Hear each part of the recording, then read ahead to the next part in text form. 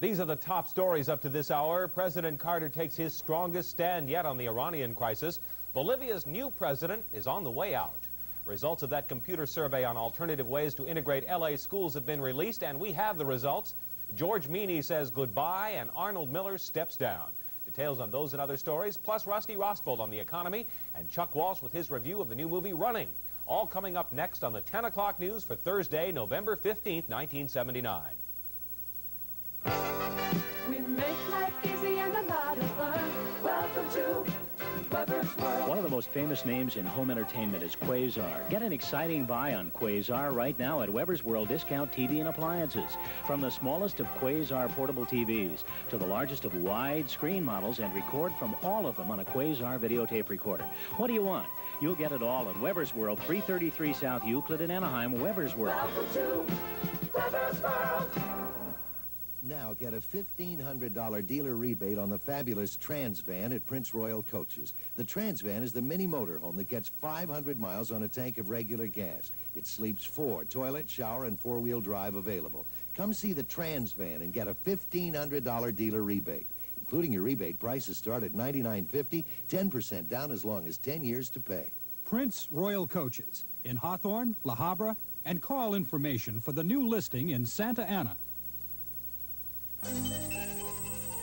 Fast-paced Western action at 11 tonight with Dale Robertson. This is Wayne Thomas inviting you to stay tuned now for the 10 o'clock news.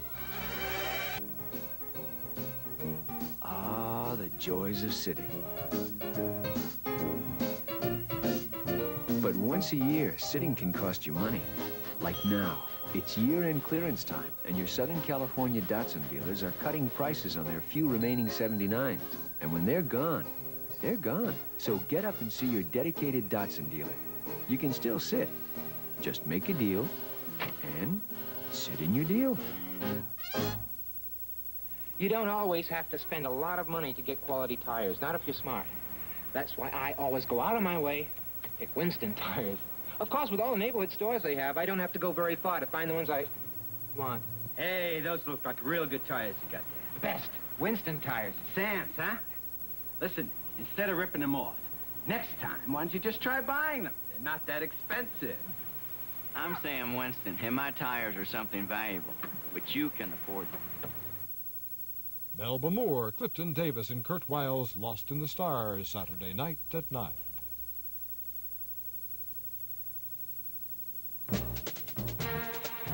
The award-winning 10 o'clock news with Nathan Roberts, Kim Singer, Rusty Rostvold, Jim Newman, Chuck Walsh, and Lynn Shackelford with sports. Good evening, everyone. The Iranian crisis enters its 13th day tomorrow, and there's still no sign of any resolution. President Carter today told a convention of the AFL-CIO that the taking of American hostages is an act of terrorism, totally outside the bounds of international law.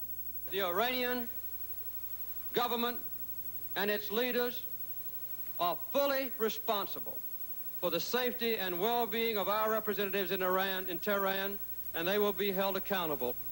They and all others must know that the United States of America will not yield to international terrorism or to blackmail. The president said the United States would take no action that could be used to justify violence by Iranians against our hostages. There was a brief glimmer of hope this morning in Tehran, the government there indicating that women and black hostages might be released. But militant students holding the hostages scoffed at that idea, leading to further speculation about who's really running the show in Iran these days. The Ayatollah Khomeini is reportedly ill and will not be seeing anyone for the next 3 weeks.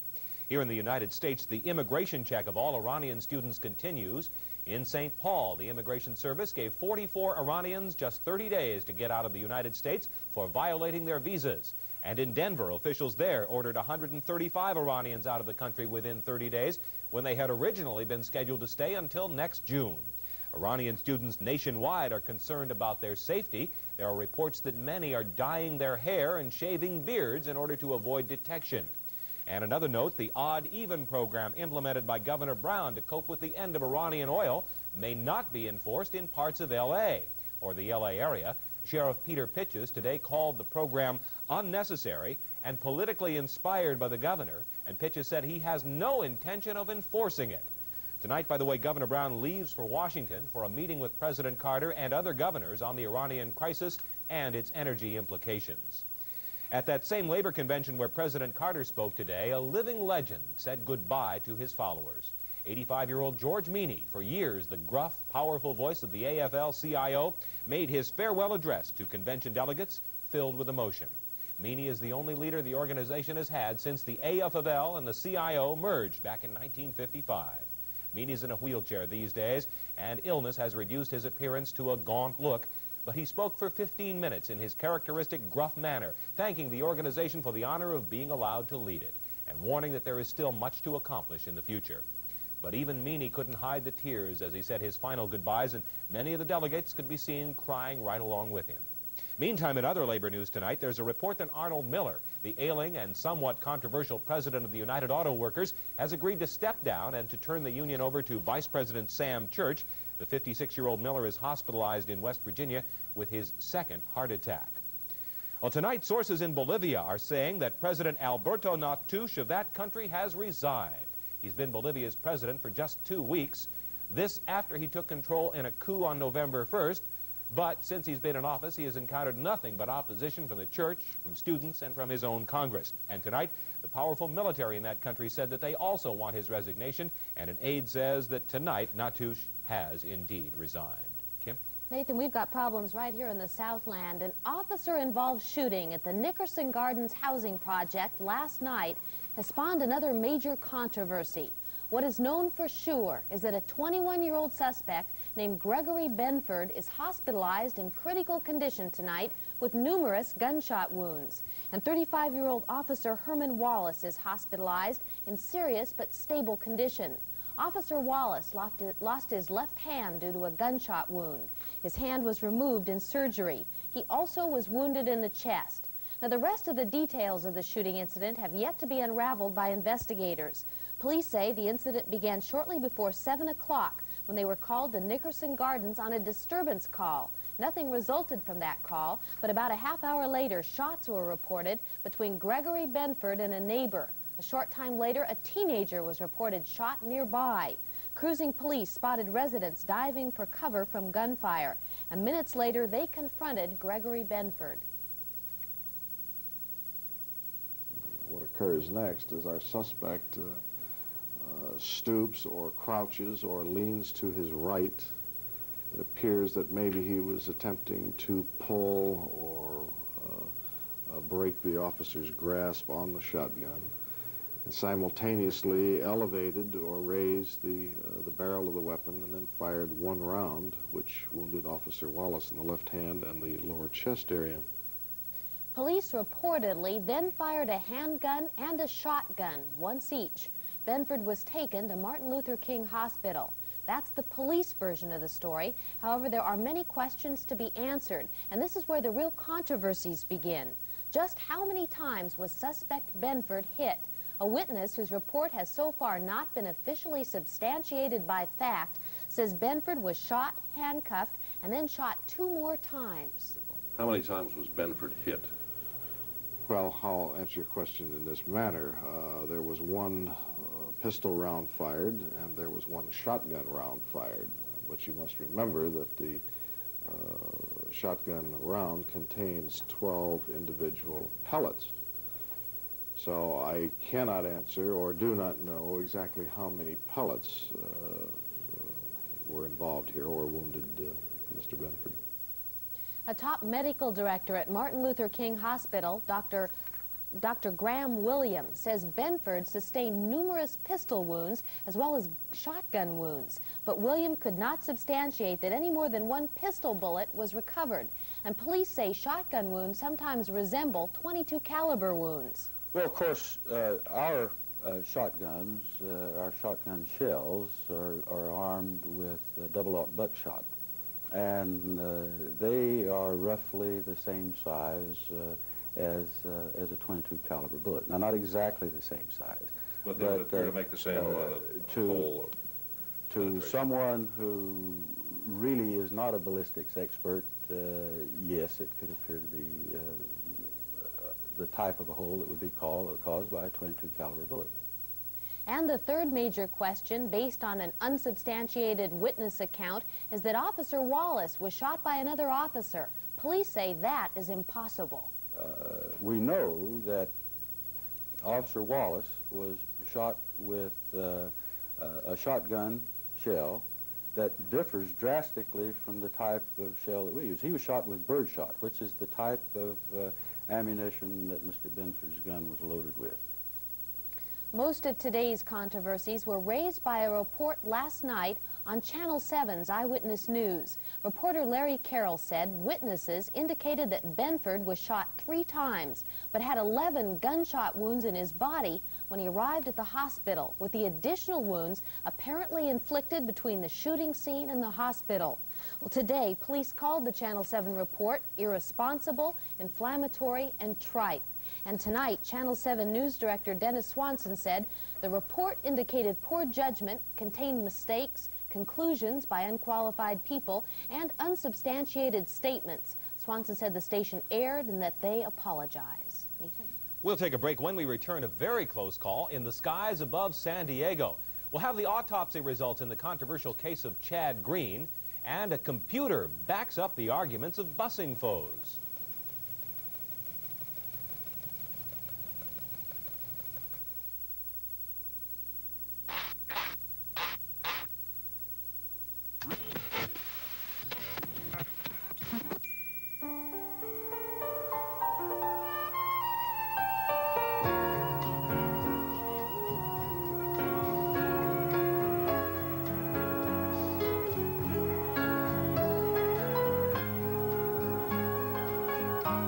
Blooming with beautiful music. KJoy FM 99. Every day's a savings day at Thrifty Drug and Discount Store. Your dollar buys you more at Thrifty. Now available at Thrifty Drug and Discount Stores, new PVM Appetite Suppressant Tablets. When used as directed with a nutritionally balanced diet plan, PVM Appetite Suppressant can help you lose weight. So buy PVM Appetite Suppressant Tablets today.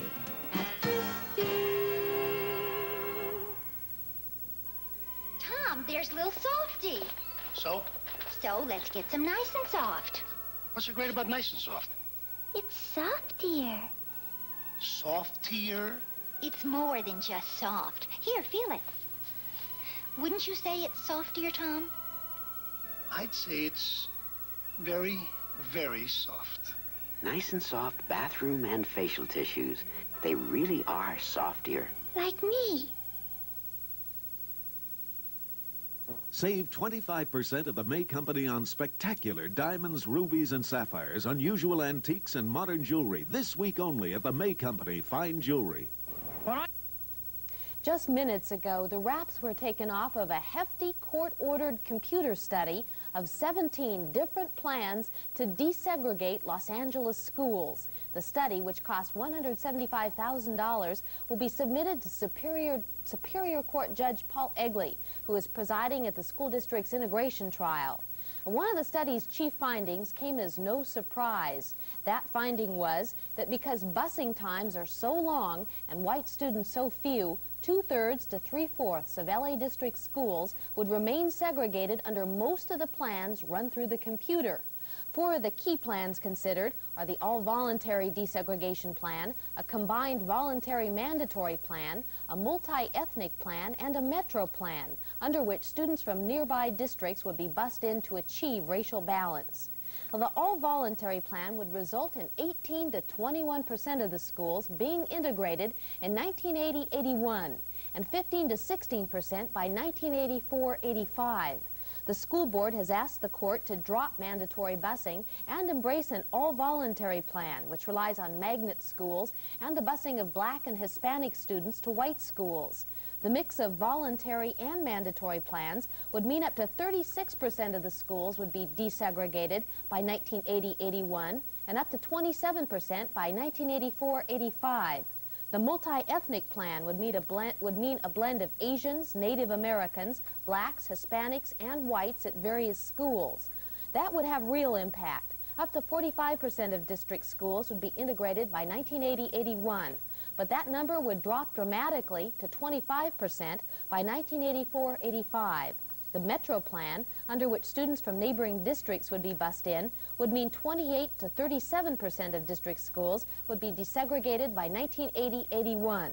But again, there would be a drop to 24 to 28% by 1984-85. At the ongoing school desegregation trial here in Los Angeles, Judge Egley said he'd hear written arguments on the school board request to end mandatory busing, but not right now. For more on the school desegregation story, here's Channel 9's Chuck Hollis. It was business as usual in Judge Paul Egley's courtroom, despite the fact that all of the attorneys involved in the integration case have had an opportunity to at least scan portions of the 464-page computerized study ordered by the judge. We have got problems with that report. We apologize. We could hear Chuck, but we couldn't see him. We're going to go to a break. We'll be back with more news right after this. Stay with us. Furniture, you can get the furniture, appliances, and credit terms you want because we carry all our own contracts. You can get this luxurious sofa and love seat with pillow backs and stain-resistant upholstery in your choice of patterns and colors at just $3.99. This magnificent dining set, chrome and smoked glass, your choice of vinyl fabrics, $3.99. This beautiful all-wood bedroom set, dresser, gallery mirror, commode, and fuller queen-size headboard, $3.99. Even if you're new in town, on a new job, divorced, gone through bankruptcy, had previous credit problems, or never had credit, visit Hall's 6 convenient locations and save. Hi, Frank Boussault from McPeaks in Anaheim, where McPeaks is selling the new 80 Chryslers and Plymouths in a brand new way with year-end discounts right from the start. For example, this week, every full-size 1980 Chrysler Newport in stock discounted a whopping $1,300 from the factory sticker. Or economy trucks like the Plymouth Arrow. This week, forget the factory sticker, ask to see the invoice, add a measly $199. That's unbelievable savings. That's McPeaks in Anaheim. We're just off the Santa Ana Freeway at the Ball Road exit and only a half-mile east of Disneyland. My friends, let's clean up America with my Tough and Ready, the one paper towel that works twice as hard. Look, put a leading towel and Tough and Ready against a dried-on mess, and it's my Tough and Ready that has the strength, absorbency, and durability to work twice as hard. Ladies and gentlemen, I give you the winner, Tough and Ready! You saw it. Tough and Ready is the one towel that works twice as hard. We now have that report on the school desegregation story from Chuck Hollis. Here goes. Keep your fingers crossed. It was business as usual in Judge Paul Egley's courtroom, despite the fact that all of the attorneys involved in the integration case have had an opportunity to at least scan portions of the 464-page computerized study ordered by the judge. One of the first things school board attorneys did in court was to ask Judge Egley to invoke Proposition 1, the so-called anti-busing amendment, into the trial. They are not asking that the mandatory busing be stopped immediately, but rather that the proposition become a part of the overall hearing. As for the Hamilton-Rabinovich study, a computerized evaluation of how successful or unsuccessful desegregation would be using any of 4 different approaches, reactions ran from being pleased to uncertainty to unhappiness. That it is really bearing out what we've been saying all along, that the all-voluntary plan could work. It could desegregate the schools. And while we may not have as many schools desegregated as under the multi-ethnic or voluntary mandatory plan, we still would desegregate enough schools to make it worthwhile. And we would do it with the community support. That's the key factor. And obviously, with community support, we would have integration work. And I think trying to solve or predict human relationships by way of machine is a little chancy. We've had desegregation programs in hundreds of cities around the United States, all with dire predictions, and I think for the most part they've been working out very well. My analysis will have to look at and see whether in fact they have measured exactly what we wanted to be measured in terms of a tri-ethnic plan, and whether they've measured what the board wanted to be measured in terms of an all-voluntary plan. And once I look at that and I try to get a sense of whether or not they're really saying what we think they're supposed to be saying, then I can give you an opinion as to whether it's favorable or not favorable. My impression is that when you put nothing into a computer, you get nothing out. It's as simple as that. It's as simple as that. The plans that were put into the computer have no relationship whatever to anything that the petitioners and the integration project in this case have suggested. This computerized document will not make its way into Judge Egley's courtroom until December 17th. All of the lawyers involved in the desegregation case say that it will take that long to study the document and prepare for oral arguments in court. This is Chuck Hollis, Channel 9 News. In other news tonight, the doctor who performed the autopsy on Chad Green says he doubts Laetrile contributed to the boy's death. 3-year-old Chad had been suffering from leukemia.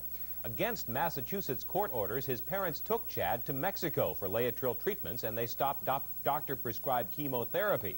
But when Chad died a few weeks ago, opponents of Laetrile charged the boy's life was shortened because of the controversial drug. But the autopsy is reported to have turned up no proof to substantiate those charges. In the third day of the Santa Ana trial of Theodore Frank, who's accused of the brutal rape murder of 2.5-year-old Amy Sue Seitz, a deputy L.A. County medical examiner testified that the little girl was still alive when she was tortured with vice grips during her murder. The dead girl's mother, who left the courtroom in tears yesterday, was not in court today, fueling speculation that she has decided not to attend any more of the trial. A dramatic near miss in the skies above San Diego. It was almost a recreation of that San Diego air crash last year. A Western Airlines jetliner came within 100 feet of colliding with a private plane last Friday night. The pilot of the small plane says the jet was so close that when he looked out, he saw what he called this big red W, the logo of Western Airlines, filling up his window. The Federal Aviation Administration is investigating this near miss. A massive 30-million-gallon oil slick is threatening the Turkish coast near the entrance of the Bosporus Strait after a Greek freighter rammed a Romanian tanker that exploded. 3 Romanian sailors are known dead, 47 others missing. No one on the Greek ship was hurt. The collision led to an explosion that shattered windows in hundreds of buildings near the site. The captain of the Greek ship has been detained because of evidence indicating his vessel was on a faulty course. A British plan has been accepted by both sides in the Zimbabwe-Rhodesia peace talks in London. That plan calls for an interim administration run by the British until a representative government can be set up in that country. Approval of this plan raises hopes that the war that has ravaged Zimbabwe-Rhodesia may soon be over. The next step at the peace conference is to negotiate a ceasefire. Optimists hope that can be accomplished in about 2 weeks, but others are warning there's still going to be some very difficult bargaining ahead before anything is settled. And there's a new spy scandal in England. British Prime Minister Margaret Thatcher today told Parliament that Sir Anthony Blunt, who took care of the royal family's art collection for 27 years before retiring in 1978, was a Soviet spy in World War II while he was working for British intelligence. Thatcher revealed that the now 72-year-old Blunt confessed his role as a double agent in 1964 after first winning immunity from prosecution. But he continued to serve as the royal family's art expert because there was nothing classified about that work. Blunt is shown here in a 1959 photo with Queen Elizabeth. Prime Minister Thatcher was forced to reveal what everybody already seemed to know about Blunt after opposition Labour Party members asked about him after reading of his role in a magazine. Now, Buckingham Palace followed up quickly on the Prime Minister's announcement, stripping Blunt of his knighthood. As for Blunt, who was connected to 3 other notorious British double agents, well, the now retired art expert had no comment. He was said to be on holiday in Italy. Kim? Here in the Southland, Nathan, sheriff's homicide detectives still are not certain tonight whether a shooting incident that they are investigating is murder or suicide. The case involves a teenage girl who was found shot to death in Linwood. Sheriff's deputies responded to a phone call that there had been a disturbance at this home in the 10,700 block of Standard Street. The deputies found the body of a young girl who had been shot once in the head. They are not saying who called them or whether a man they took into custody for questioning lived at that address. Neighbors did say that this afternoon, just before deputies arrived, there were noises coming from the house, the noise of something breaking. Approximately 2 hours ago, the Linwood Station received a call of an assault victim, possible gunshot, at this address here on Standard Avenue in the city of Linwood. Deputies responded here and talked to a gentleman who was standing outside of the house, who now is at Linwood Station for questioning, who said a girl was inside the house had been shot.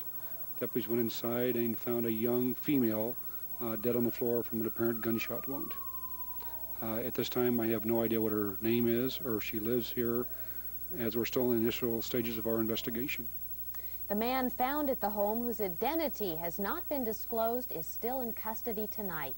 And in other news, business-related crime is on the rise in the Crenshaw district. It's up 12.5% from last year. In fact, the Crenshaw Shopping Center suffers one of the highest crime rates of any shopping center in the city. With that in mind and the Christmas shopping season almost here, merchants in that area are taking lessons in crime prevention. Their teacher, the Los Angeles Police Department.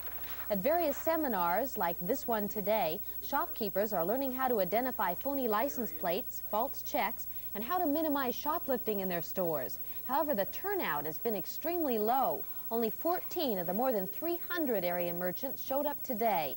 The LAPD says the merchants literally cannot afford to miss these seminars because they've got a lot to lose. The LAPD called today's low turnout extremely disturbing. One good burglary is going to put them out of business. They're going to go bankrupt. The LAPD does say that they are planning to hold more seminars as Christmas gets closer. Nathan? We'll take a break. When we come back, we'll be looking into what effects Proposition 2 is having on mortgage rates. So far, so good.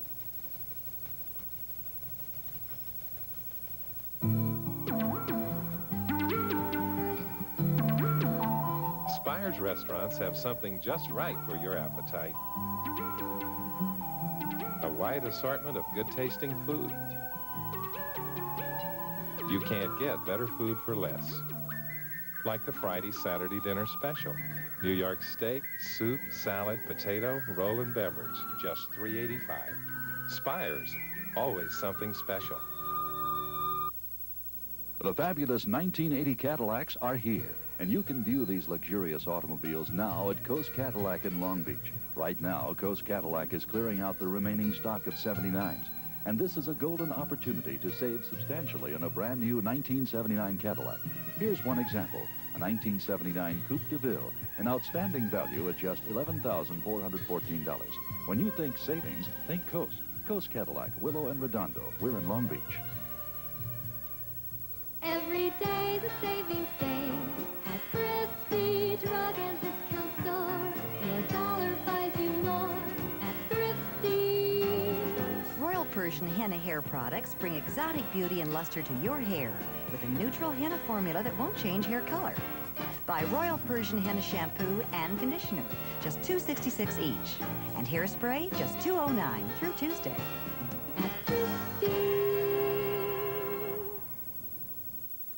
I guess you'd say I'm an old-fashioned girl who likes old-fashioned things. But I'm also a modern woman, and the way I get old-fashioned taste today is with Mrs. Cubbison's dressing mix and cornbread stuffing mix, just like my mother and her mother, too. Mrs. Cubbison's is quick, foolproof, and has that old-fashioned good taste of long ago. Mrs. Cubbison's beats the stuffing out of any other. If you're in the market for a home and you haven't bought one yet, you can be glad you waited until after the elections. That's because of the passage of Proposition 2. It means that it's going to get cheaper to finance your home. Mortgage companies say interest rates on home loans are going down and low down payments are coming back. One mortgage company official tells how little that down payment can be. Certainly prior to the passage of Proposition 2, we weren't making any loans at all. Today we are providing conventionals with as little as 5% down. Okay, with a 5% loan, how much would the interest be? It'd be 13 3/4. 20% down? 20% down would be 13. And Wise adds that he thinks interest rates should drop even lower in the months ahead. Well, what a natural and a perfect lead to our Thursday evening session with Rusty Rossville, where Kim and I ask him some of the questions that are on our minds and perhaps on your minds about the economy. Rusty, what about the chance of lower mortgage rates and lower down payments? That would seem to look pretty good. Chances look very good, Nathan. This new competition of the mortgage bankers is a factor at work. Second thing, too, at work, I think, in recent days, the 14% mortgage rate evidently is proving to be a barrier to home buyers. You know what I've been wondering, Rusty? We have been talking about the Fed's Chairman Volcker's higher interest rates and what it will do toward curbing inflation and that sort of thing. But why set it up why set up those high interest rates on everything? Why not exclude housing, which is a particularly tough area right now for people to get into anyway, even without the high interest rates? Couldn't they set it up where the other interest rates might be higher, but housing interest rates stay pretty level? They might, but I think it would involve a degree of price administration, by government and regulation that would be very unwieldy. For example, consumer interest rates are staying right there, Nathan, at 1.5% a month, 18% a year. It would be difficult. I think the market has to really Too much dictate. government regulation for that. Yeah, it wouldn't work. We have talked about this before, Rusty, and I'm not sure I remember exactly what you said, but didn't you say that because the housing market is especially hard hit because of the credit crunch, that steps will be taken to ease that a little bit or to make it easier for us consumers to get mortgage loans? Yes, I think that's very true, and the Proposition 2 passage is really very fortuitous. The timing very good because it will now bring some out-of-state money back into California to finance housing, and the mortgage banker now evidently represents a new competitive dimension in the industry. Rusty, this is the first I have heard of lower down payments. Well, I think it's a necessity. We illustrated on Monday evening that the difference in the monthly payment between 10% and 14% is $206 on a $70,000 loan. Consequently, people are running out of liquidity, Nathan. Well, but wouldn't lower down payments raise the monthly payment on a house? Yeah, but you see, we have a dilemma here. To trade people, off. yes, we're trading off, and some people just don't have the liquidity, and they have been cut out of the housing market. What is going to keep the speculators, who many blame for having pushed real estate prices up so high now, from jumping right back in there again and pushing them up even higher? Well, number one, I think the increases in home prices have moderated, Kim, the rate of increase. And secondly, it's very costly now to speculate in housing. So I think those two factors sort of moderate the speculative impact. Okay, let's talk about another subject right now. Rusty, the effects of the freeze on Iranian assets. How does that affect us? Well, it really is going to have a number of interesting implications, I think, worldwide. There's a negative side, Nathan. For example, other nations may look upon the dollar, less charitably because of that. So they're two blades to the scissors. I mean, that impact would be... The administration has made it pretty clear they're only dealing with Iranian assets. Yes. Though, right?